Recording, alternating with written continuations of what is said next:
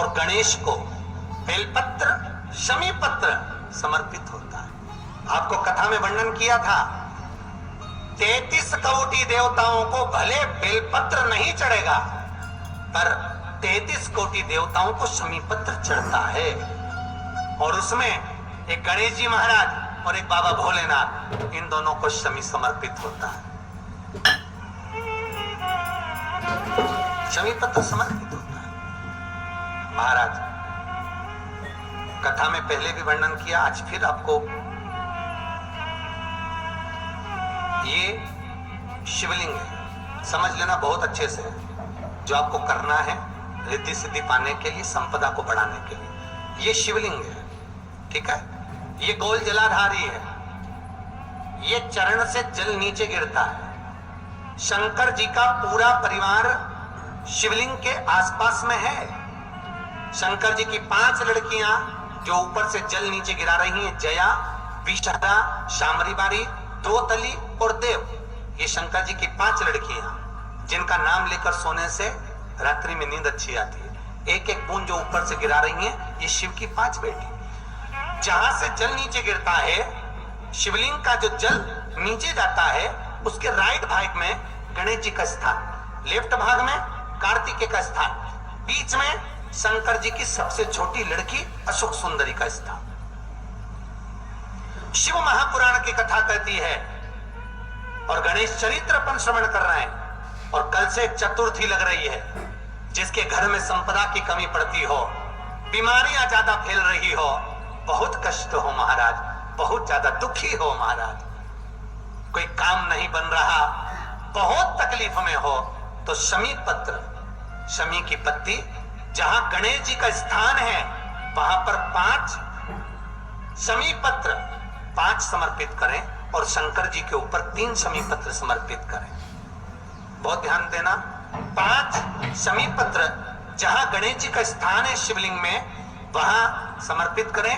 3 शमी पत्र शिवलिंग के ऊपर समर्पित करें। एक शमी पत्र शंकर जी की चौखट पर लेफ्ट भाग में, जाते समय आपका उल्टा हाथ, जब मंदिर से निकलो तो उल्टे हाथ पर लेफ्ट भाग में शंकर जी की चौखट पर समर्पित करें एक शमी पत्र। और महाराज घी का दिया जहां लेफ्ट भाग में आपने शमी पत्र रखा है, मंदिर में ना दिया लगाकर बाहर की ओर जहां शमी पत्र रखा है, उसके ठीक साइड में एक घी का दिया लगा दीजिए। केवल गणेश चतुर्थी से लेकर अनंत चतुर्दशी तक गणेश पुराण कहती है भगवान गणेश जी का मोर ध्वज का, मयूर ध्वज गणेश का नाम लेकर जो ये दीप शमी पत्र चढ़ा देता है, उसके घर से कभी रिद्धि सिद्धि नहीं जाती, वैभव प्रतिष्ठा नहीं जाती। कर कर देखना अगले साल तक आपका व्यापार कितना चलता है, हमको बताना जरूर। करके देखो एक बार। गणेश पुराण का, शिव महापुराण का ये प्रसंग करिए, जीवन में उतारिए। चतुर्थी से लेकर अनंत चतुर्दशी तक गणेश जी का मूल स्थान, आपको गणेश जी की मूर्ति पर चढ़ाने का नहीं बोल रहा। क्यों नहीं बोल रहा है? क्योंकि गणेश जी की आप प्रतिष्ठा करोगे तो वो टेम्परेरी है, 10 दिन के लिए कर दिया, फिर वापस विसर्जन कर दिया। पर जहां शंकर मंदिर में बैठ गए, शिवलिंग स्थापित हो गया, वहां ना जाने कितने समय से शंकर की आराधना हो रही है, वहां गणेश जी सदा विराजमान है।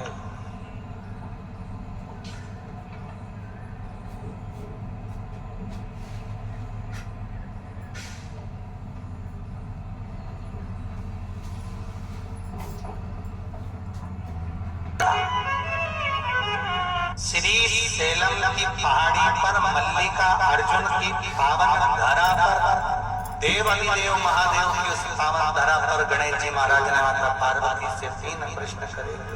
एक प्रश्न का उत्तर आपको कल वर्णन करा था। दूसरा प्रश्न करा गया था कि घर और तीर्थ में क्या अंतर है, तो देव ऋषि नारद की या दक्ष प्रजापति की कथा का स्मरण करिए।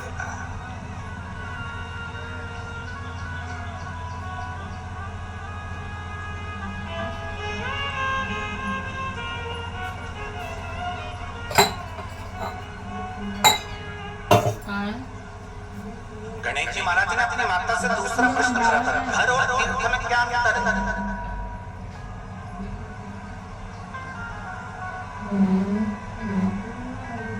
क्या अंतर रहेगा? घर और तीर्थ के अंतर है।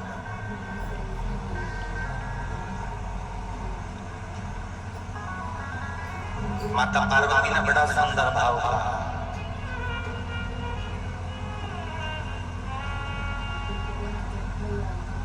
घर के अंदर रहकर गृहस्थ आश्रम में रहकर 24 घंटे में अगर एक बार भी भगवान का नाम निकल जाता है तो वो 1000 गुना फल दे जाता है। घर के अंदर रहकर 24 घंटे में भी अगर आप भगवान का नाम ले रहे हो, गृहस्थाश्रम में पढ़ने के बाद अगर आप भगवान का भजन कर रहे हो तो वो भी 1000 गुना फल दे रहा है।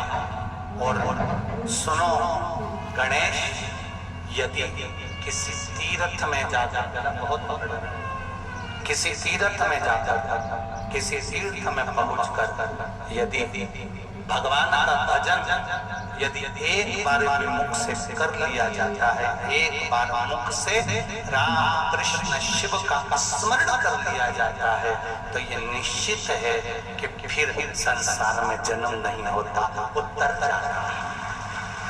संपूर्ण भूमंडल पर फिर जन्म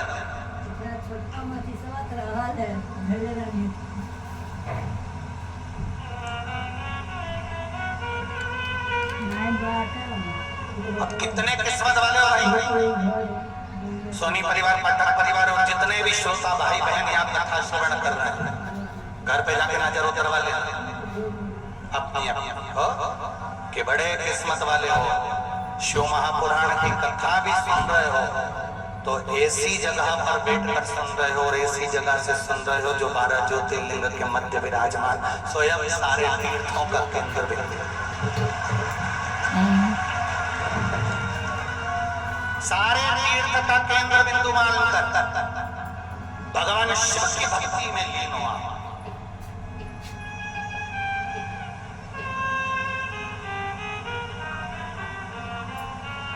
और सरल भाषा में समझ लो, माता पार्वती की तरह कांटा पांव में चुभ जाता है, शरीर की ऐसी तासीर है कि वो कांटे को बहुत दिन तक अपने शरीर में नहीं रखता, शरीर उस कांटे को बाहर फेंक देता है। मान लो कांटा बहुत ही अंदर घुस गया, शरीर में प्रवेश कर गया, पांव में चुभ गया और वो कांटा नहीं निकलता तो फिर पांव धीरे धीरे वहां से पकने लगता है। बोलो सही है? अरे बोलो तो सही। जहाँ कांटा चुभ गया नहीं निकला तो शरीर पकने लगेगा, पकेगा, पकने के बाद फिर उसको दबाया जाएगा, दबाएंगे तब कांटा निकलेगा, तो भी नहीं निकलेगा तो फिर उसमें कहीं आंकड़े का दूध लगाएंगे, कहीं उसमें कोई सामान लगाएंगे, कोई पत्ता पत्ती बांधेंगे, कोई कहीं कहीं गांव का लोग तो इतना चतुर ने घास लेकर तेल की 2 बूंद पे टपका ले तो कैसे भी कर वो कांटे को निकाला जा सकता है। कई पट्टी बांधोगे, डॉक्टर कहेगा ये बांध लो, डॉक्टर कहेगा वो बांध लो, फिर पांव पकाएगा, पकाने के बाद कांटे को मुंह बनाकर उस कांटे को निकाल दिया जाता है। शरीर में वो कांटा बहुत दिन तक नहीं रहता, शरीर की तासीर है कि वो कांटे को बाहर फेंक देता है। उसी तरह शिव महापुराण की कथा कर रही है, पार्वती जी गणेश जी से कर रही है, ये तीर्थ की तासीर होती है कि वो अपने अंदर पाप नहीं रहने देता, निकाल कर बाहर फेंक देता। शरीर कांटे को निकाल कर बाहर फेंकता है, तीर्थ हमारे पाप को निकाल कर बाहर फेंक देता है। ये तीर्थ की तासीर।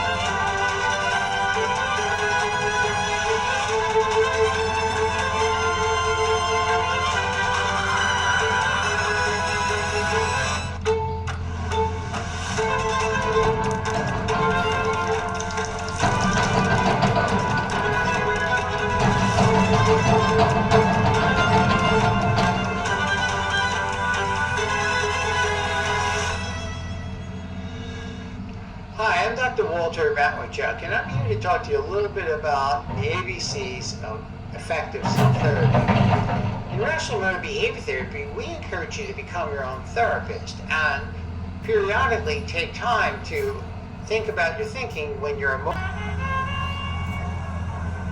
तुम जब कबरेश्वर धाम आओ ना और कोई तुमसे पूछे कहाँ जा रही है तो कबरेश्वर धाम का मत बोलना, ये कह देना भैया सारे तीर्थ तो मैं नहीं जा सकती, इसलिए कबरेश्वर धाम एक तीर्थ और है, वहां जाकर होकर आ जाती हूँ तो मेरा सारा तीर्थ एक बार में पूर्ण हो जाएगा।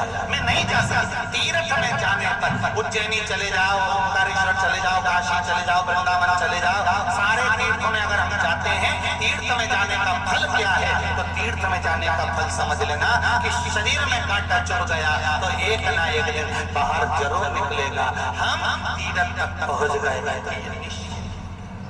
हमारा पाप भी बाहर जरूर निकलेगा, ये निश्चितता है।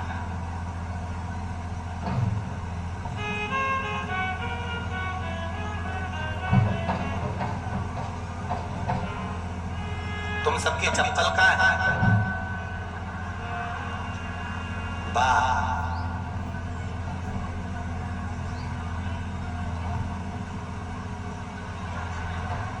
तुम्हारी चोरी चाहिए? अच्छा। नानी थारी मोरनी को मोर ले ले, चप्पल बाहर है। शिव महापुराण की कथा कहती है 4 स्थान पर किया गया पाप मनुष्य के माथे पर चढ़ा रहता है। पहला, झाड़ू लगाते समय छोटे छोटे जीव मर जाते हैं, उसका पाप माथे चढ़ जाता है। दूसरा, अग्नि जलाते समय छोटे छोटे पतंगे जल जाते हैं, उसका पाप माथे चढ़ जाता है। तीसरा, पैदल चलकर कहीं जाते हैं, पांव के नीचे छोटे छोटे जीव मर जाते हैं, उसका पाप माथे चढ़ जाता है। चौथा, जब हम पानी भरते हैं, कपड़े धोते हैं, स्नान करते हैं, छोटे छोटे जीव जो बाथरूम में रहते हैं वो मर जाते हैं, उसका पाप माथे चढ़ जाता है। 4 स्थान पर किया गया पाप प्रत्येक मनुष्य के माथे पर चढ़ा रहता है। ये ऋषभदेव जी महाराज का चरित्र कहता है, ये 4 स्थान का जो पाप है वो समाप्त अगर कहीं होता है तो जब हम कहीं बैठकर किसी गुरु के मुख से कभी भागवत, कभी रामायण, कभी शिव पुराण श्रवण करते हैं या किसी मंदिर के अंदर हम प्रवेश करते हैं, जैसे चप्पल बाहर रह जाती है उसी तरह शरीर का सारा पाप बाहर निकल कर खड़ा हो, संपूर्ण पाप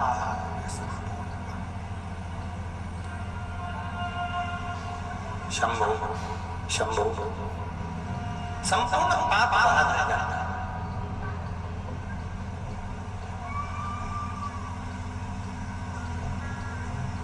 अब आप कहोगे गुरुजी अगर पाप बाहर खड़ा हुआ है तो हम निकलेंगे तो वापिस चिपक जाएगा।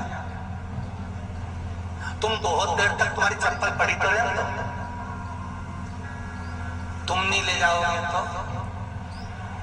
कोई और ले जाएगा। शिव महापुराण की कथा कहती है, जब हम कथा सुनने के लिए, भजन करने के लिए बैठते हैं, कथा सुनने के लिए बैठते हैं, संकीर्तन करने के लिए बैठते हैं, तब हमारा पाप बाहर खड़ा हमारा इंतजार करता है। और जब हमारी हृदय चित्त, हमारा मन, हमारा हृदय भगवान की भक्ति में जब पूर्ण तरह से डूब जाता है तब वो पाप तुम्हारा इंतजार नहीं करता, जो निकल कर जाता है उसी के माथे पर चढ़कर चला जाता है, तुम्हारे इंतजार में नहीं रहता। मान लो कोई निकल कर गया ही नहीं तो आखिरी में जब कर्पूर गौरम होता है तो पाप भी जलकर भस्म हो जाता है और जीवन निर्मल हृदय से अपने घर की ओर चला जाता है। ये पाप शरीर में जैसे कांटा नहीं रहता, तीर्थ में जाकर बैठने से, स्नान करने से, से, भजन करने से, कीर्तन करने से, मंत्र जाप करने से, मंत्र स्मरण करने से हमारे भीतर में पाप नहीं रहता, ये कांटे की तरह निकल कर बाहर हो जाता। फिर कहा अगर कांटा नहीं निकले तो क्या करना पड़ेगा? तो डॉक्टर के मैं पट्टी दे रहा हूँ, वो लगा लेना, पक जाएगा, निकल जाएगा। उसी तरह परमात्मा ने कहा अगर तुम्हारा पाप बाहर नहीं निकलता, तुम्हारे को अहंकार आता है, काम आता है, लोभ आता है, वासना आती है, तृष्णा आती है, आसक्तियां बढ़ती हैं, झूठ प्रपंच बढ़ता है, बहुत बहुत बहुत बहुत सारी इंद्रियां तुमने भी शिथिल कर ली, पाप करने लगे, अनाचार दुराचार ना जाने क्या क्या करने लगे। तो एक काम करना, क्या? तो कहा डॉक्टर ने पट्टी दी है लगाने के लिए, वो पट्टी है शिव महापुराण की, एक बार इस हृदय पर लगा लीजिए, सारा पाप बाहर निकल कर सम्मुख में आ जाएगा।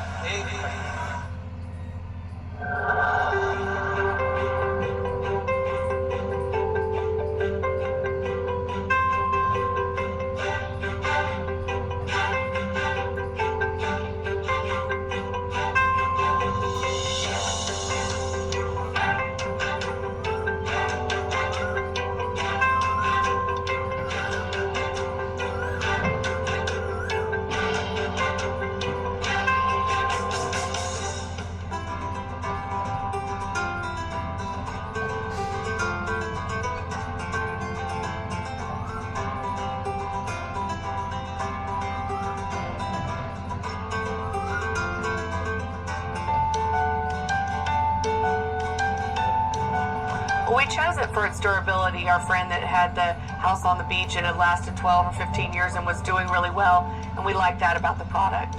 The thing I like about the coating system is the quality and durability of the paint. I'm really enjoying the energy efficiency I'm seeing every month in my power bill. But the other thing that's kind of been the surprise that I've enjoyed is all the neighbors coming up and knocking on the door and wanting to find out where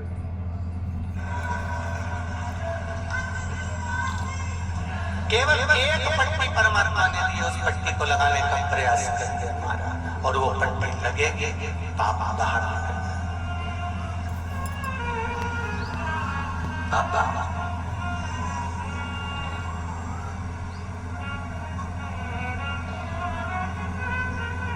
हृदय से अगर आप शिव से जुड़े हैं, माता पार्वती ने गणेश जी को दूसरे प्रश्न का उत्तर दिया कि तीर्थ और धर्म में क्या क्या। देव ऋषि नारद भी तो यही समझा रहे हैं, देव ऋषि नारद भी तो यही कर रहे हैं, देव ऋषि नारद भी यही समझाने का कार्य कर रहे हैं कि दक्ष प्रजापति अगर तुम्हारे परिवार का कोई व्यक्ति को हमने अगर भजन में लगा दिया है, किसी व्यक्ति को संकीर्तन में लगा दिया है, स्मरण में लगा दिया है, तो आप चिंता मत करना, दक्ष प्रजापति तुम्हारे ना जाने कितने पापों को धो देगा। 7 पीढ़ी नहीं, शिव के भजन करने वाले की 7 पीढ़ी नहीं करती, शिव के भजन करने वाले की 71 पीढ़ी कर जाती है। योग चैनी में ऋण मुक्तेश्वर महादेव पर लिखा, उज्जैन में ऋण मुक्तेश्वर महादेव पर लिखा हुआ है कि शिव महापुराण की कथा सुनने वाला, शंकर का भजन करने वाला, शिव का स्मरण करने वाला, शंकर पर एक लोटा जल समर्पित करने वाला, शिव को एक बेलपत्र या एक चावल का दाना भी अगर कोई समर्पित करता है तो 7 पीढ़ी नहीं 71 पीढ़ी पार लगा देता है। ये शिव की कृपा से ही हो सकेगा, कोई दूसरा नहीं कर सकता। एक पत्र आया है,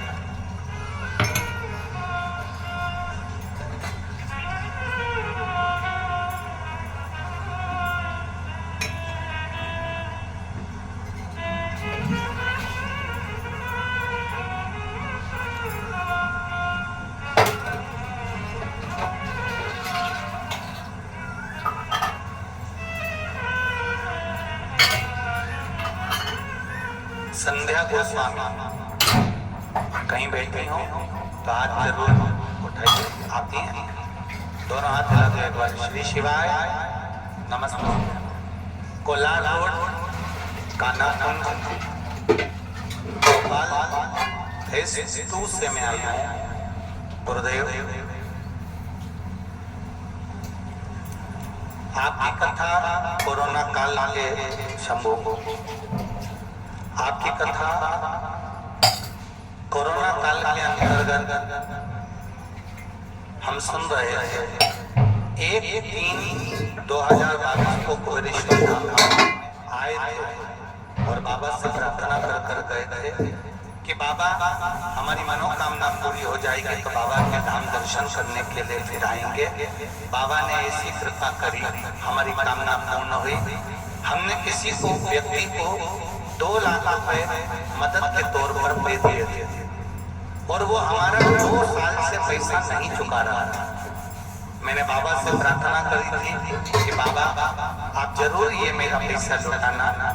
एक कथा में आपने बताया था गुरुदेव 7 और 11 बेलपत्री का हाथ में कमल दल बनाना है, आपको पहले ही वर्णन करना। जैसे ये बेलपत्री है तो इस बेलपत्री का कमल दल बनाना।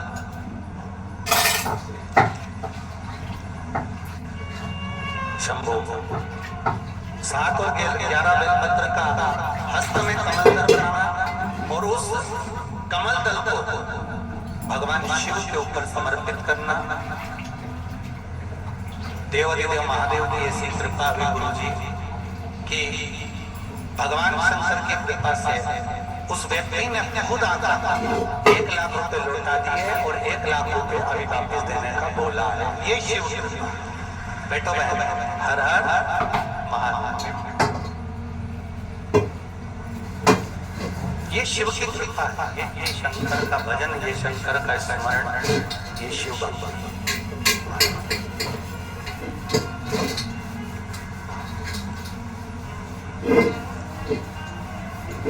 आप दिल से बाबा से निवेदन करो,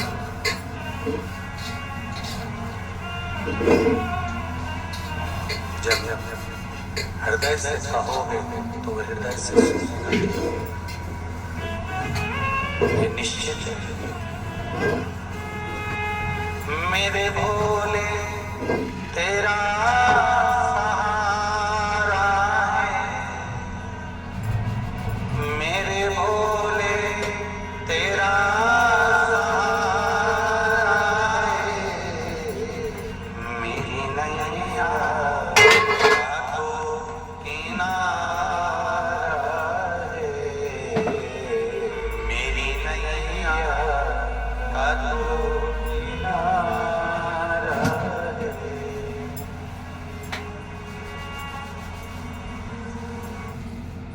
ಅಪ್ಪ ಗಣೇಶ್ ಇನ್ನು ಕೂಗದೆ ಫೋನ್ చేస్తాను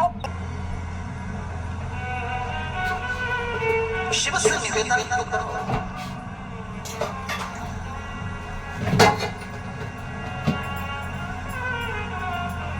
आप उससे कहो,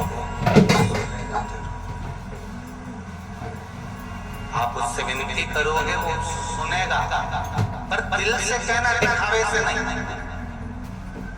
देव ऋषि नारद कहते हैं मैंने आपके पुत्रों को हृदय से शिव भक्ति में लगाया, भगवान के भजन में लगाया। आपको बुरा लगता है, कोई बात नहीं। दक्ष प्रजापति को क्रोध आ गया और दक्ष प्रजापति ने कहा सुनो देव ऋषि नारद, मैं तुम्हें श्राप देता हूँ कि तुम एक जगह कभी नहीं टिकोगे। देव ऋषि नारद शंकर भगवान के पास पहुंच कर कहते हैं प्रभु आपकी कृपा है जो मुझे आज श्राप लगा है। कभी कभी श्राप भी फलीभूत हो जाता है।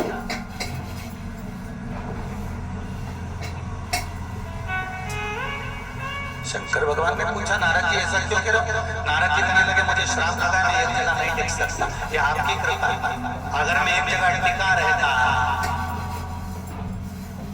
तो मुझे संसार में इतने तीर्थ हैं, सारे तीर्थों का दर्शन मिल पाता। ये आपकी कृपा है जो श्राप मिला है कि मैं एक जगह टिक नहीं पाऊंगा।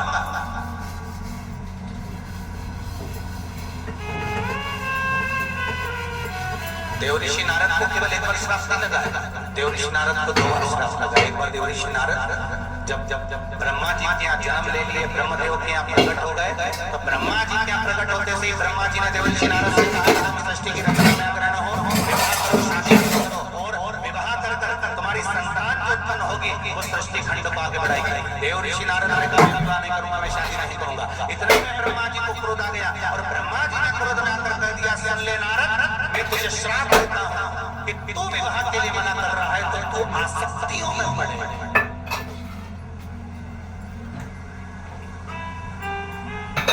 और वही हुआ। देव ऋषि नारद चित्ररथ गंधर्व की 50 लड़कियों के साथ में, अप्सराओं के साथ में देव ऋषि नारद को रहना पड़ा, मात्र ब्रह्मा जी के श्राप से। ये तो हो गई श्राप की बात। कभी आप लोगों ने भगवान से प्रार्थना कर कर पूछा कि हमने कौन सा पुण्य करा था जो हम शिव महापुराण की कथा करवा रहे हैं और सुन रहे हैं? ये कौन सा पुण्य है हमारा? किस पुण्य का आनंद हमको मिल रहा है?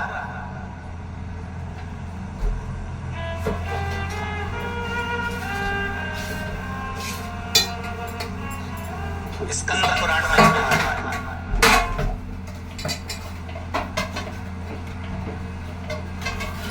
16 वर्ष की अवस्था के पहले संकट सोमवार का 16 सोमवार का प्रसाद हाथ की हथेली में आ गया और उसको आपने भूल से भी खा लिया। 16 वर्ष की अवस्था प्रसाद को हम खा लेते हैं तो केवल उस प्रसाद का बल इतना प्रबल रहता है कि नारी का उस कन्या का विवाह 16 वर्ष के पहले अगर 16 सोमवार संकट सोमवार किसी क्या हुआ हो, उसका मात्र प्रसाद ग्रहण कर लेती है तो वो कन्या जिसके यहाँ पर भी विवाह कर जाती है उसके गर्भ से हमेशा पूर्ण संतान होती है, कभी अपूर्ण संतान या अधूरी संतान। यहाँ तक स्कंद पुराण करती 16 वर्ष के बाद 40 वर्ष के भीतर अगर संकट सोमवार 16 सोमवार के प्रसाद हथेली में आया, हाथ हथेली में आया और उसको ग्रहण करा गया है तो ये निश्चित है कि मृत्यु के समय में जीवात्मा को कोई लेकर नहीं जाता, स्वयं शंकर के गणित अपने कैलाश धाम रखता। स्कंद पुराण का संकट सोमवार 16 सोमवार का ग्रंथ की कथा वर्णन करते हैं।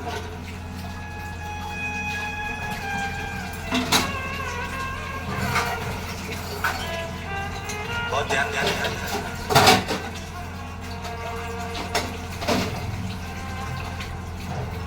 और 40 वर्ष से लेकर 72 वर्ष के भीतर कभी कहीं 16 सोमवार, आज के जमाने में तो 16 सोमवार का उद्यापन होता है तो 16 सोमवार के उद्यापन में खूब पूड़ी सब्जी भजिया पकौड़ा सब बनता है, थाली में सब कुछ दे दिया जाता है, थाली में ही संकट सोमवार 16 सोमवार का प्रसाद रख दिया जाता है और ये प्रसाद का अपमान। 16 सोमवार हो, संकट सोमवार हो, चाहे पशुपति व्रत का भी एक भाग घर में लेकर आए हो तो उस भाग को भी अगर हमें ग्रहण करना है तो पहले अपनी अंजलि में थोड़ा सा भाग, अंजलि में क्यों डाला जाता है, इस हथेली में ऐसा क्या है, इस हस्त में ऐसा क्या है कि अंजलि में ही चरणामृत पंचामृत प्रसाद ये सब अंजलि से ही ग्रहण करने का क्यों, चम्मच से क्यों नहीं खपता?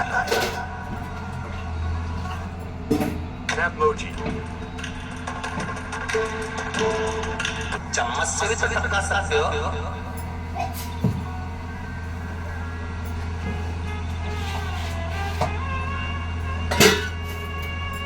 पंडित जी के पास जाके बैठोगे तो पंडित जी कहेंगे जाओ हाथ आगे करो, चलो प्रसाद साथ। आप अपने बच्चों को सिखाते छोटे चलो गुरु जी से प्रसाद दो, बच्चा तुरंत अंजलि का ही महत्व क्यों कहा गया, इसको अंजलि और अंजलि का ही महत्व क्यों कहा गया, किस लिए? डायरेक्ट पंडित जी के पास जाओ, पंडित जी के पास जाके जाओ हम हाथ में मिलेंगे तुमको मुंडा मिलाओ और नहीं तुमने मुंडा फाड़ी दो पंडित जी में तो तुम्हारे को चढ़ना मत बिना पंचामृत भी तक कही नहीं क्यों कहा पशुपति व्रत भी करो उसका भी प्रसाद थोड़ा सा हाथ की हथेली में अंजलि में रखकर फिर क्यों क्योंकि इस अंजलि के भीतर संपूर्ण ब्रह्मांड के देवी देवता का एक अनंत सुख छुपा होता है। जब हम प्रसाद ग्रहण करते हैं तो उस समय पर हमारे सूर्य चंद्र सारे ग्रह अनुकूल होकर उस प्रसाद के रूप में हमारे परमात्मा का साक्षीकरण कराकर हमारे मनोरथ को पूर्ण कर साक्षीकरण कराकर मनोरथ को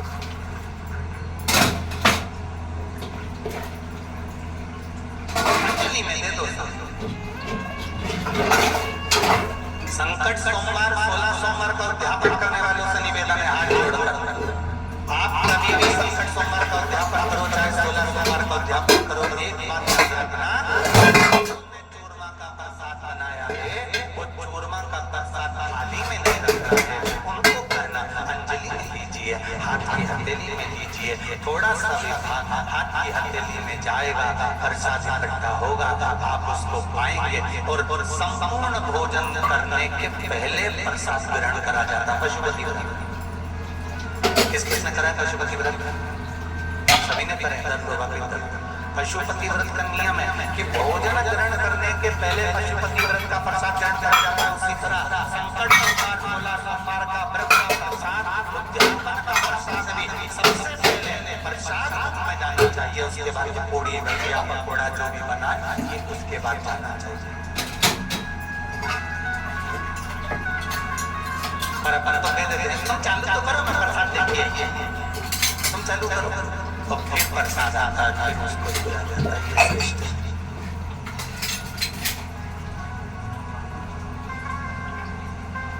पुनर्जन्म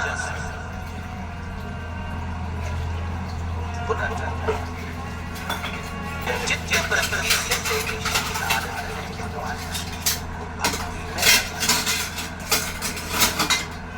देवऋषि नारद ने सारे पुत्रों को भगवान की भक्ति में लगाया, कोई गलत नहीं लगा।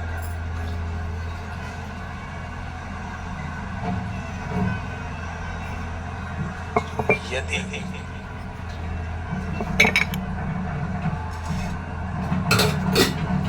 आपको कोई गलत जगह ले जाए ना तो बड़ा दुखी होना कि आज मैं गलत जगह पहुंच गया। सुन लो रही होगी जरा अच्छे से, और जितने भी भाई लोग बैठे हैं वो भी अच्छे से।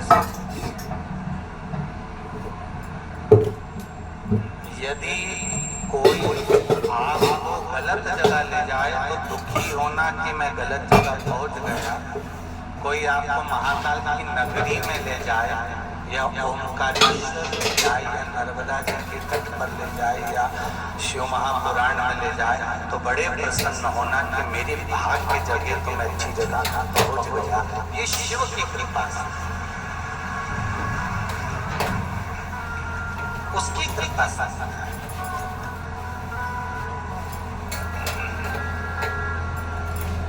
जब तक वो कृपा नहीं करता तब तक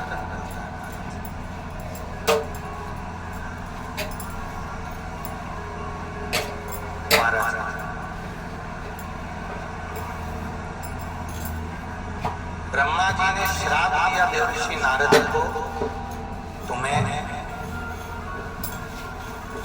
विषयों में पढ़ना पड़ेगा। और देवऋषि नारद विषयों में पढ़ना प्रारंभ हो गए। चित्ररथ गंधर्व की 50 पुत्रियों के साथ में देवऋषि नारद रहे।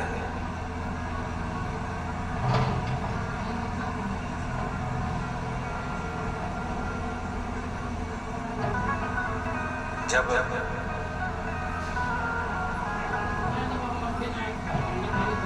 एक बार देवऋषि नारद जिस समय पर उनको श्राप लगा था,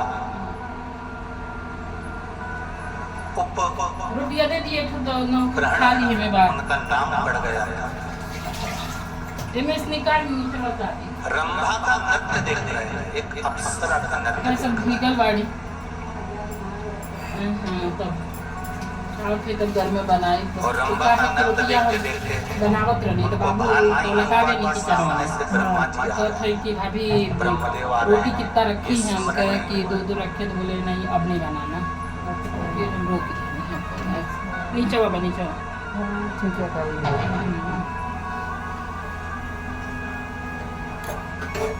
देव ऋषि नारद तो अपनी मस्ती में मस्त थे। जो श्राप लगा था उसके अनुसार वो अप्सरा का नृत्य देख रहे थे और सामने से ब्रह्मा जी का आगमन हो गया। ब्रह्मदेव का जब आगमन हुआ तो देव ऋषि नारद को देखा तो ब्रह्मा जी और क्रोधित हो गए और क्रोध में आकर श्राप दे दिया, तुम मृत्यु लोक में जन्म लोगे, एक दासी के घर में जन्म लोगे, एक शूद्र के घर में तुम्हारा जन्म होगा, दासी के यहाँ पैदा होगा। एक दासी के गर्भ से देव ऋषि नारद का जन्म हुआ। जन्म होने के बाद माँ कुछ लकड़ियां लेने, कुछ संविदा लेने गई थी, माता के प्राण छूट गए, देव ऋषि नारद अकेले पड़ गए। तब संत ऋषियों के यहाँ रहकर उनकी सेवा करने लगे, चाकरी करने लगे। सेवा करते करते करते करते करते समय बीत गया, फिर प्राण छूटे, फिर सेवा में लगे। ना जाने कितने कितने कितने कितना जीवन निकल गया। तब जाकर एक बार देव ऋषि नारद जो तप साधना में डूबे फिर उठे नहीं, तब भगवान ने आशीर्वाद दिया और नारद को केवल नारद नहीं देव ऋषि नारद बना दिया। वो सहज नहीं है,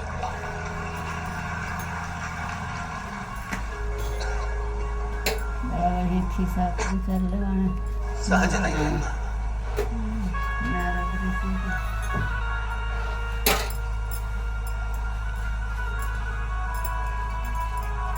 कुछ बदल रहा है। शिव पुराण कहते हैं जैसे ब्रह्मा जी के ऊपर भार था सृष्टि की रचना का,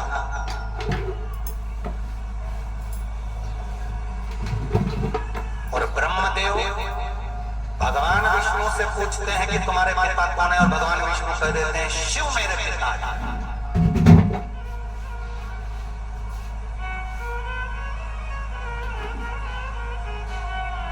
शंकर मेरे पिता।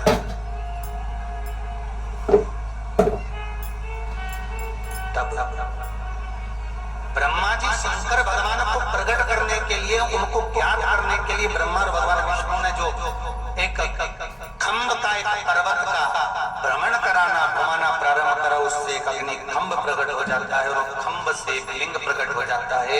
प्रथम शिवलिंग का निर्माण जो ब्रह्मा और भगवान विष्णु कर देते हैं, उस शिवलिंग का सिर और चरण ढूंढने के लिए दोनों देव जाते हैं, पर भगवान विष्णु को चरण नहीं मिलता।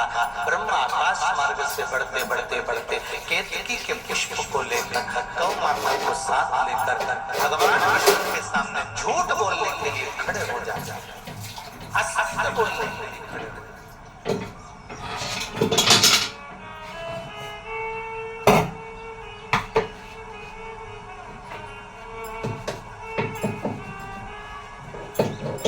झूठ पर झूठ ब्रह्मा जी ने बोला, भगवान विष्णु ने केवल एक सत्य बोला था कि मुझे चरण नहीं मिले, और एक सत्य बोलने के बाद भगवान विष्णु को फिर दूसरी बार सत्य बोलने की भी जरूरत नहीं पड़ी और झूठ भी बोलने की जरूरत नहीं पड़ी। जो व्यक्ति झूठ बोलता है उसको 10 झूठ साथ में बोलना पड़ता है।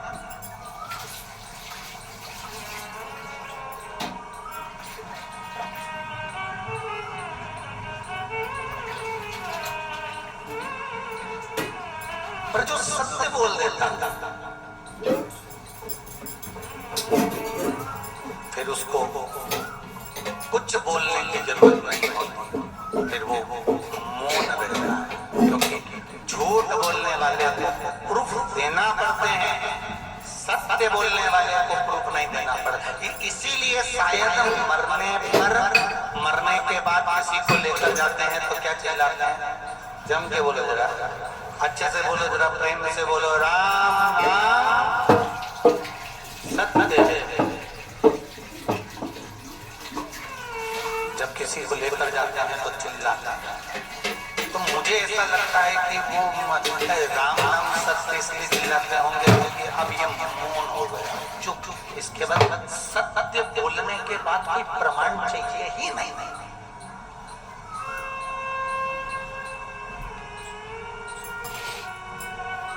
जिसने सत्य को जान लिया वो मौन हो गया, चुप हो गया।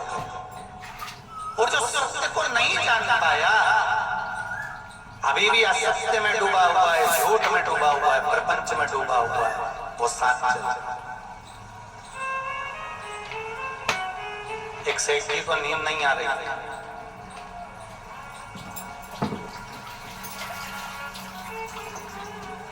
सेठ जी को जब नींद नहीं आ रही थी तो उन्होंने अपने गुरुजी से कहा, गुरुजी मुझे नींद नहीं आई, कोई उपाय बताएंगे?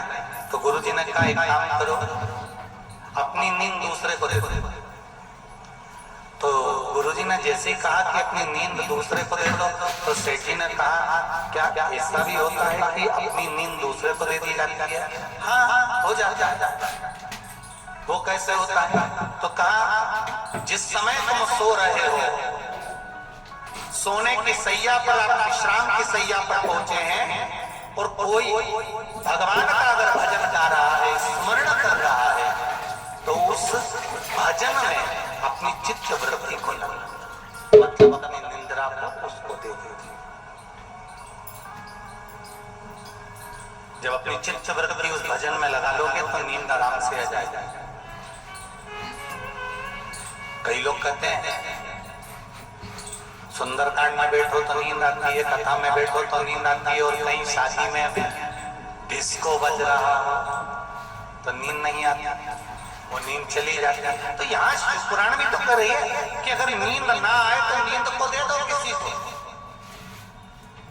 जैसे वृंदावन की एक गली में एक गोपी डलिया लेकर खड़ी है और आवाज लगा लगा कर कह रही है, नींद ले लो, नींद ले लो, नींद ले लो, नींद ले लो, बार बार आवाज लगाया जा रहा है। दूसरी गोपी निकल कर जा रही है, उसने कहा, नींद बेच रही है, बड़ा गजब का काम कर रही हो तुम। नींद? हाँ,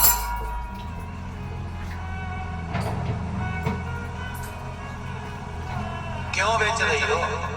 तो उस गोपी ने कहा, मैं बस नींद इसलिए बेचना चाहती हूँ। पर ये बताओ तुम क्या चाहती हो? क्या मुझे नींद खरीदना? अच्छा, अब एक गोपी नींद खरीदने खड़ी है और एक गोपी नींद बेचने खड़ी है। तो जो खरीदार था उसने पूछा, तुम नींद क्यों बेचना चाहती हो?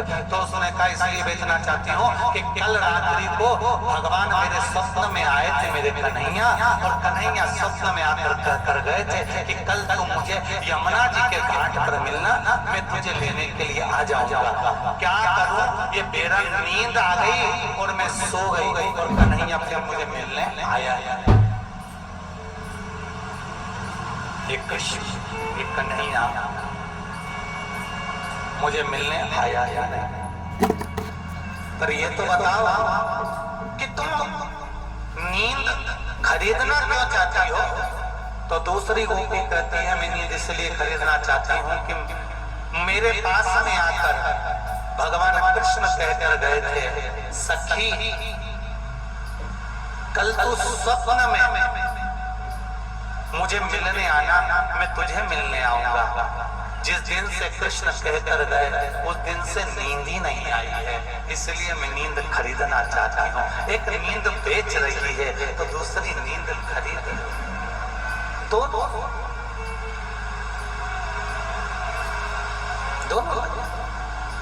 महाराज शिव भक्ति करते हैं, शिव उपासना करते हैं।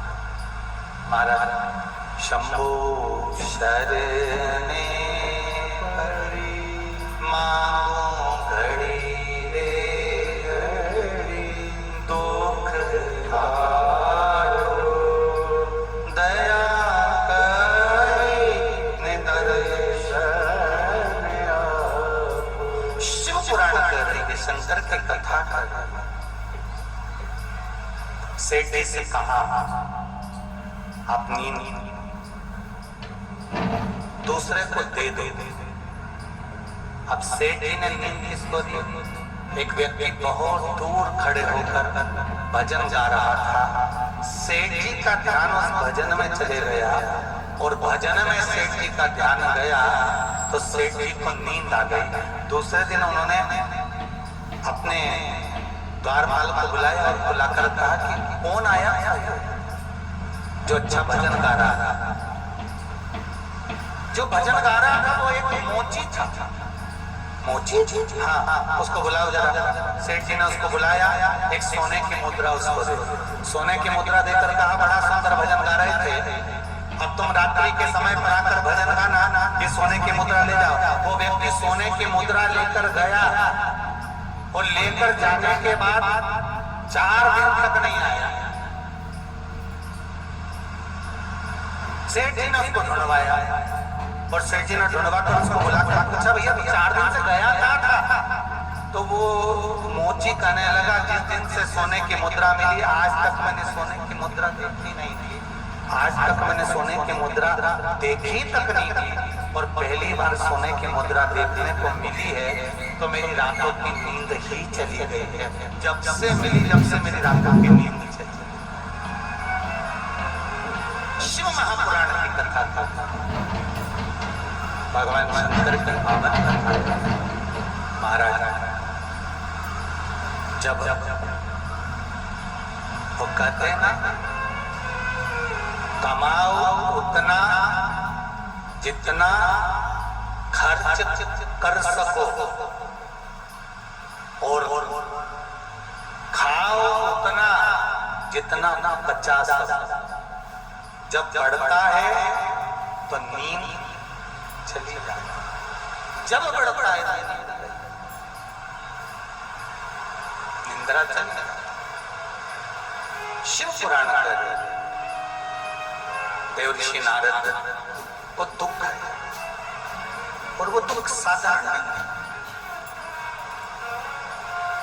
तब साधना करते करते करते करते करते करते देव ऋषि नारद भगवान की अविरल भक्ति देव ऋषि का पद प्राप्त कर लेते हैं।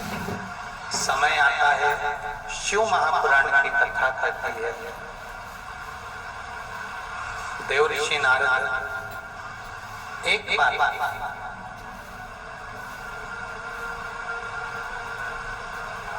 तप में जब लीन हो जाते हैं, इतने लीन हो जाते हैं कि कामदेव के बाणों को भी झेल लेते हैं। जब देव ऋषि नारद कामदेव पर विजय प्राप्त कर लेते हैं तब देव ऋषि नारद के भीतर अहंकार प्रकट करते हैं। सावधान होकर सुनना इस कथा को कि भगवान का 24 घंटा नाम लेने वाले देव ऋषि नारद, 24 घंटे भगवान के मंदिर जाने वाले देव ऋषि नारद, 24 घंटे भगवान का दर्शन करने वाले देव ऋषि नारद को भी भजन का अहंकार आ रहा है। भजन का भी जो 24 घंटे साथ हमको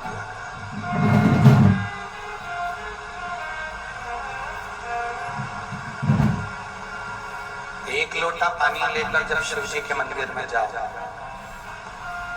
भगवान का भजन करने के लिए जब जाओ,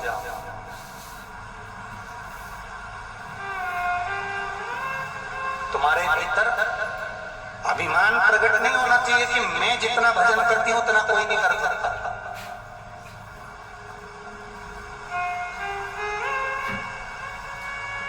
जितना जितना आप भगवान की भक्ति में डूबते चले जाओ उतना उतना भीतर नम्रता को प्रकट करते चले जाओ। नम्रता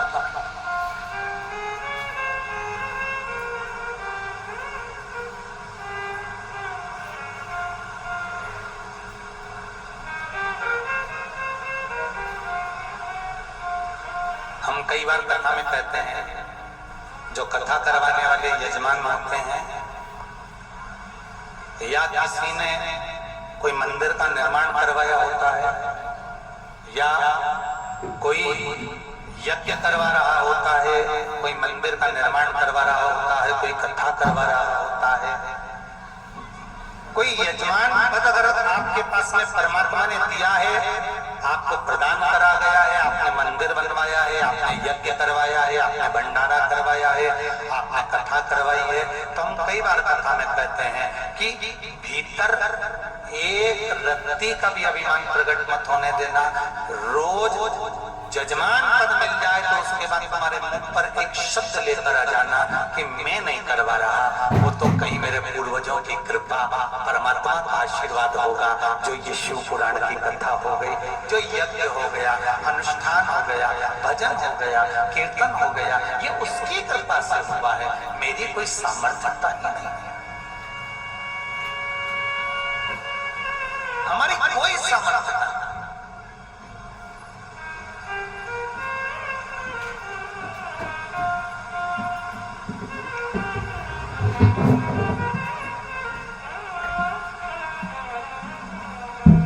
मुट्ठी बांधे आया जग में, हाथ पसारे आएगा, क्या तू लेकर आया जग में, क्या तू लेकर जाएगा। और हमारी सामर्थ्यता नहीं कि हम कुछ करवा सकते, ये उसकी कृपा से मिला जो आज कर रहे हैं। देव ऋषि नारद को अहंकार आ गया। देव ऋषि नारद अहंकार रखकर सबसे पहले देव ऋषि नारद अगर कहीं गए तो भगवान शंकर के पास, मेरे शिव के पास में जाकर अपने अहंकार का जो बीज भीतर उत्पन्न हो रहा था वो जाकर कह दिया। जिसके पास जो होता है वो वही देता है।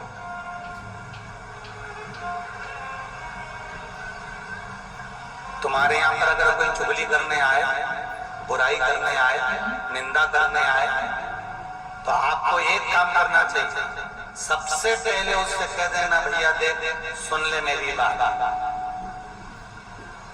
तुम्हारे यहाँ पर गाय होगी और गाय का दूध होगा तो तुम बाजार से दूध खरीद खिलाओगे क्या? बोलते जाओ जरा जल्दी, जम के बोलो जरा। नहीं, तुम्हारे यहाँ पर पीछे बगीचा है, उसमें गिलकी लग रही है तो तुम गिलकी बाजार से खरीदोगे, भिंडी लग रही है तो भिंडी बाजार से खरीदोगे, कद्दू लग रहा है तो कद्दू बाजार से खरीदोगे। नहीं, तुम्हारे यहाँ हरी हरी सब्जी है, हरा धना है, हरी मिर्ची है, बगीचे में लग रही है, खुद के बगीचे में लग रही है, तो तुम बाजार से नहीं खरीदोगे। कितनी भी अच्छी ठेले पर बिक रही होगी, कितनी भी अच्छी कोई बेच रहा होगा, कोई ने रोक कर भी कह दिया काकी जी गिलकी ले जाओ, काकी जी भिंडी ले जाओ, नहीं तुम तो आधा लीटर ये दही ले जाओ, नहीं दूध नहीं, साहब हमारे यहाँ तो है, हमारे यहाँ तो भरा, हमारे तो बगीचे में लगा, हमारे यहाँ तो चार गाय, हमारे यहाँ तो खूब दूध हो गए, हम नहीं ले जा सकते, हमारे यहाँ तो खूब भरा पड़ा। उसी तरह जब कोई निंदा करने आए, कोई बुराई करने आए, तो आपको कह देना चाहिए, देखो साहब बुराई तो करना मत, क्योंकि हमने भी इतनी बुराई भरी पड़ी, हमारे बगीचे में इतनी बुराई है कि हम क्या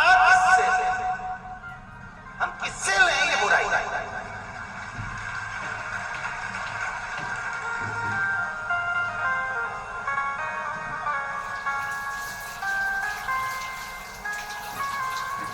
कितना भरा है हमारे खेत, और हम दूसरे के बगीचे की ले रहे हैं। गिलकी ले लो, मतलब कोई आके बैठा और उसने बुराई करना प्रारंभ कर, दूसरे की बुराई, तो तुम पहले अपने भीतर की तो जांच के देखो कि तुम्हारे बगीचे में कितनी गिलकी लगी है, तुम क्यों ले रहे हो?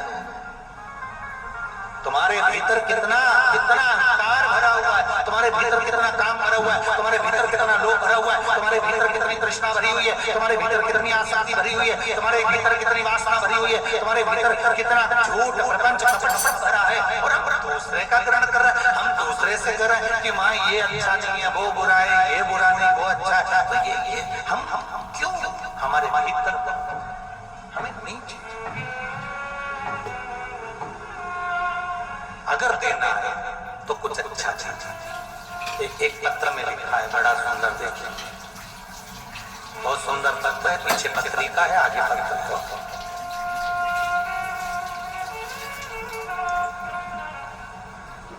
संतोष जी शर्मा,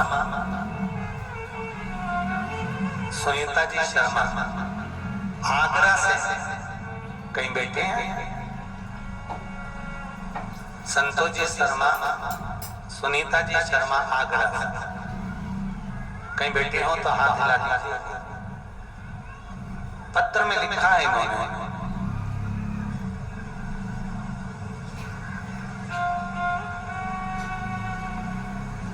गुरुदेव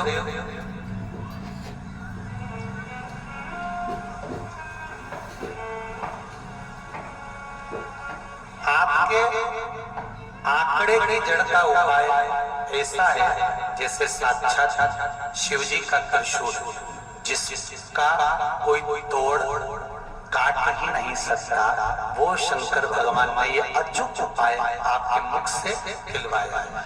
बाबा, हमारे परिवार में 3 वर्ष से बेटे की बहू के कोई संतान नहीं थी। हमने ये उपाय किया और बाबा ने मनोकामना पूर्ण कर 27 दिन में ही मेरे घर में बहू के यहाँ संतान की प्राप्ति कराने के लिए गर्भ ठहरा दिया। ये शिव की कृपा।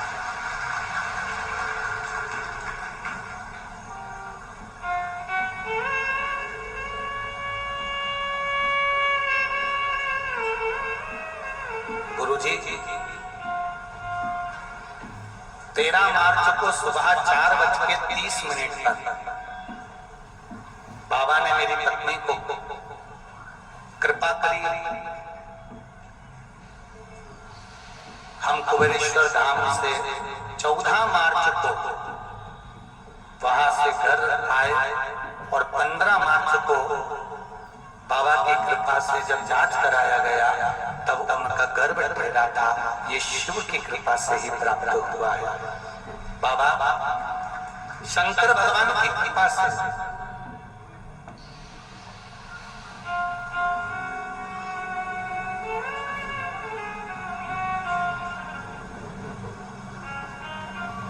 मेरे शरीर में कष्ट था।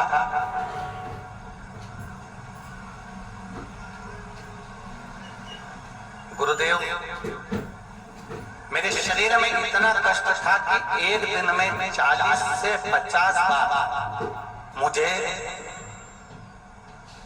वॉशरूम और पोटी के लिए जाना पड़ता था। इलाज भी बहुत कराया था पर आराम नहीं लगा। कुबेरेश्वर बाबा की धरा पर आकर एक बेलपत्र बाबा की चढ़ी हुई खाई। उस दिन से जो मैं 40 से 50 बार पोटी के लिए जाता था, अब मुझे जाना नहीं पड़ता। बाबा की कृपा से उस दिन से मैं ठीक हूँ। ये शिव भक्ति, ये शंकर की आराधना, शिव का स्मरण, शंकर की करुणा, शंकर की भक्ति है। उसकी भक्ति के बिना कुछ नहीं मिल सकता। कुछ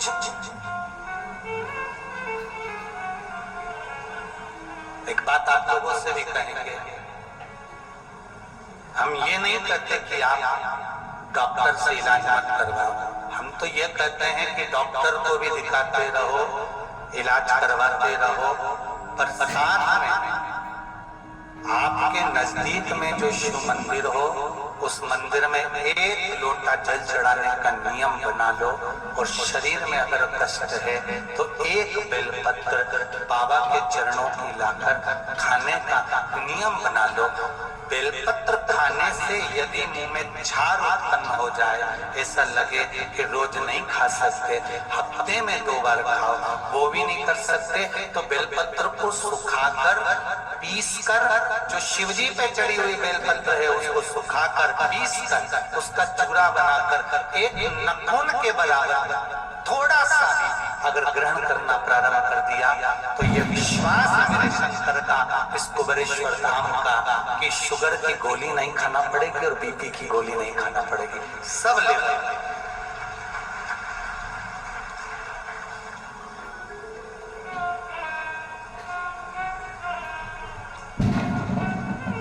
अब शिव भक्ति करो पर अभिमान से त्याग करो।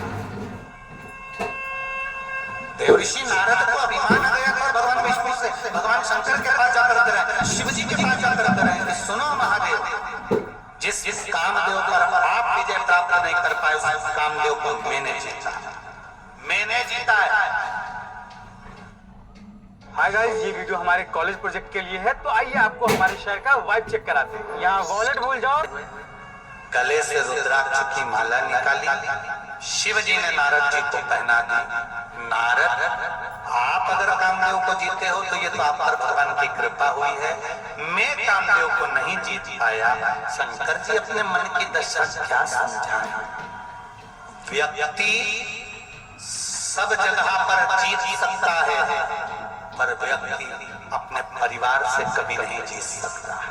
याद रखना, अपने परिवार से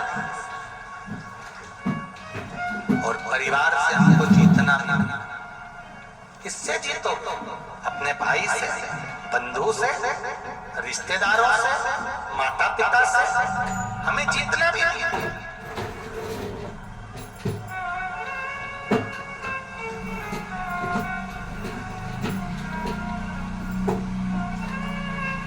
भगवान से कहना, भगवान अगर जीत दिलाना, अगर तू जीत दिलाना चाहता है मेरे भोलेनाथ, तो इतनी कृपा करना, परिवार में विवाद कर कर जीत मत दिलाना। इतनी कृपा करना, परिवार में प्रेम कराकर भगवान का भजन कराकर जीत दिला देना। उससे बढ़कर कोई जीत नहीं हो सकती। पांडव कौरवों से जीत गए। जीतने के बाद उनकी दशा क्या हुई है महाराज? हस्तिनापुर के राजा बनकर बैठ गए। सारी सत्ता इकट्ठी हो गई, वैभव आ गया, धन आ गया, दौलत आ गई, संपदा आ गई, राजा बन गए।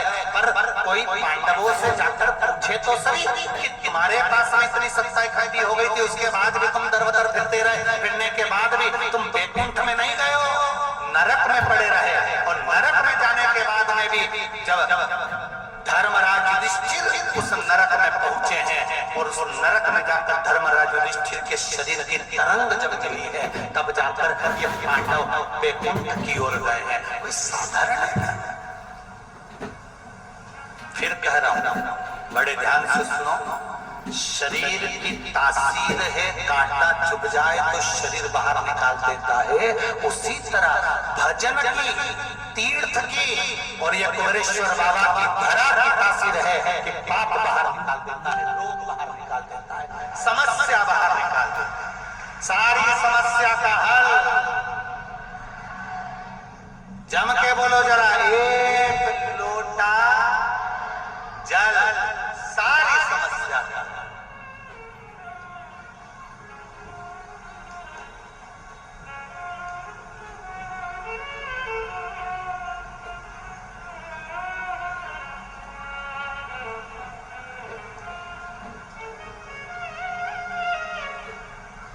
कल एक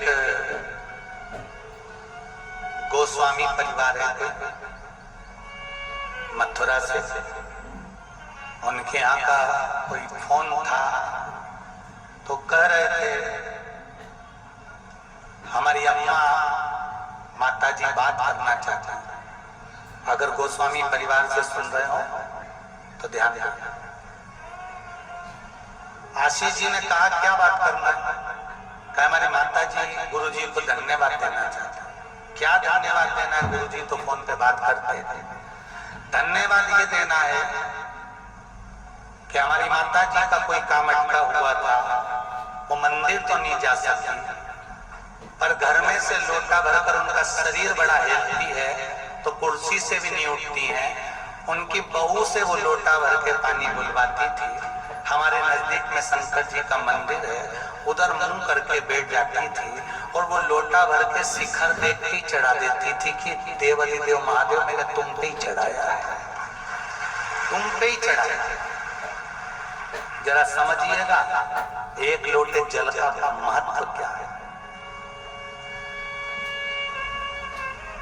एक बिंदु शिव और एक लोटा जल जब समर्पित किया गया, हमने पहले भी कथा में कहा शंकर जी के मंदिर में जब आप जल चढ़ाए, कभी आपके मन में होना चाहिए मैंने रामेश्वर को जल चढ़ाया, कभी सोमेश्वर को जल चढ़ाया, कभी मल्लिकार्जुन को चढ़ाया, कभी विश्वनाथ को चढ़ाया। आप कई माता पूछती हैं कि हमारे यहाँ पर ये अवधूतेश्वर महादेव का मंदिर नहीं है, हमारे यहाँ कुंदकेश्वर महादेव का मंदिर नहीं है, हम कोई उपाय करते हैं कुंदकेश्वर महादेव के नाम का, तो वो कहाँ कर सकते हैं? तुम्हारे पास में जो शिव मंदिर है आप जिस दिन जो उपाय करो उस उपाय में अगर कुंदकेश्वर महादेव का नाम बताया है तो उनका नाम लेकर करना, कुंदकेश्वर महादेव ही स्वीकार करेगा, ये निश्चित है। ऐसा कैसे हो सकता है? अमर उजाला आपके लिए देश दुनिया से जुड़ी हर खबर को तो गरुड़ पुराण में लिखा है 16 श्राद्ध के अंतर्गत, तिथि के अंतर्गत, चतुर्थी तिथि पर जब घर की बहू अपने बुजुर्ग कोई दादा ससुर के नाम का किसी ब्राह्मण को भोजन कराती है तो वो भोजन ससुर को ही मिलता है। बोलो सही है कि गलत है? अरे बोलो तो जमते जरा। गरुड़ पुराण में लिखा है कि बहू ने दादा ससुर के नाम का भोजन कराया तो वो दादा ससुर को मिला, पंचमी को भोजन कराया दादी सास का तो वो दादी सास को मिला, बाकी के किसी को प्राप्त नहीं हुआ, उन्हीं को प्राप्त हुआ। क्यों? कैसे? उसका कारण था जिस भाव से जिसके लिए भोजन तैयार किया जाता है वो भोजन उसको स्वीकार हो जाता है। फिर ब्राह्मण जी में चाइना जी में वो भोजन उसको मिल गया क्योंकि उसने उसके लिए बनाया। और सरल भाषा में समझ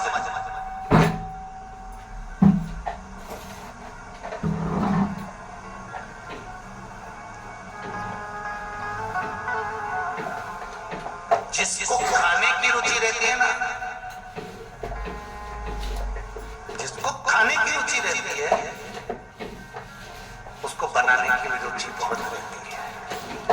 और एक बात और उतार कर रखना, खाने की रुचि अगर पति को है और वो अपनी पत्नी से कहे सुन तेरे हाथ का हलवा अच्छा बनाती है, तेरे हाथ की खीर अच्छी बनाती है, जरा बना कर ला। पत्नी जब खीर बनाती है ना तो वो किसके लिए बना रही है? पति के लिए बना रही है। तो उसका प्रेम, उसका स्नेह उस पति को खिलाना है, इसलिए खीर में शक्कर स्वाद नहीं देता, खीर में उस प्रेम का स्वाद बढ़ जाता है। उसी तरह हम किसी को कुछ देते हैं तो उसमें उस चीज का स्नेह का स्वाद बढ़ जाता है। हम शंकर भगवान को मल्लिकार्जुन याद कर कर, विश्वनाथ याद कर कर, काशी याद कर कर, केदारेश्वर याद कर कर, हम जहाँ का स्मरण कर कर शंकर भगवान को जल समर्पित करते हैं, वो जल उस देवाधिदेव महादेव के ज्योतिर्लिंग तक पहुंच जाता है और शिव उसको स्वीकार करता है। अभी एक नागपुर का चरित्र है। नागपुर में गीता भवन के पास में एक कपड़े की दुकान है, जो नागपुर वाले होंगे वो जानते हैं।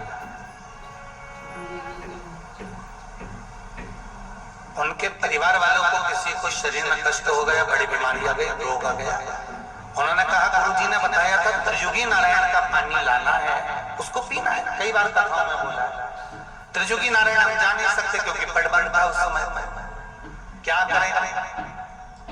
क्या हम त्रियुगी नारायण वाले महाराज का नाम लेकर, भगवान का नाम लेकर, शंकर सती का जहां विवाह हुआ था उस अग्नि का ध्यान कर कर यहाँ के शिवलिंग पर जल चढ़ाकर वो जल पी सकते हैं? क्यों नहीं? मानो तो मैं गंगा ना मानो तो आप मानोगे दिल से, उसको याद किया है और त्रियुगी नारायण मानकर याद कर कर जल चढ़ाया है तो वो त्रियुगी नारायण का पानी का ही स्वाद देगा, ये निश्चित है। आप भजो तो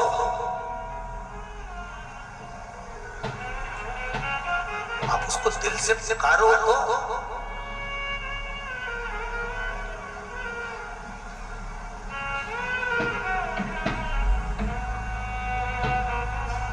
जिस भाव से भजोगे उस भाव से भजोगे।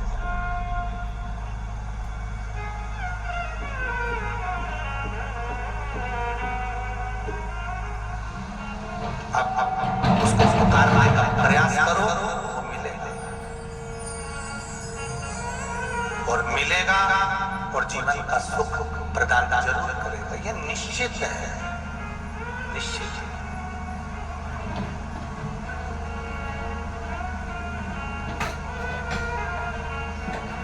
काशी वाले ओ भोले भंडारी, काशी वाले ओ भोले भंडारी, तेरी काशी में आ गए त्रिपुरारी, काशी वाले ओ भोले भंडारी, तेरी काशी में आ गए त्रिपुरारी, काशी वाले ओ भोले भंडारी, काशी वाले ओ भोले भंडारी, तेरी काशी में आ गए त्रिपुरारी, तेरी काशी में आ गए त्रिपुरारी, काशी वाले ओ भोले भंडारी, काशी वाले ओ भोले भंडारी, जय हो। काशी में आ गए त्रिपुरारी, तेरी काशी में आ गए त्रिपुरारी,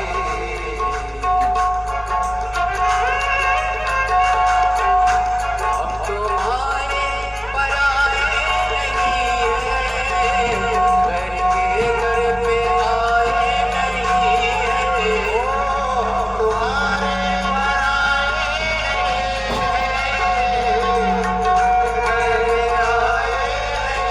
है, घर के घर पे आए नहीं है,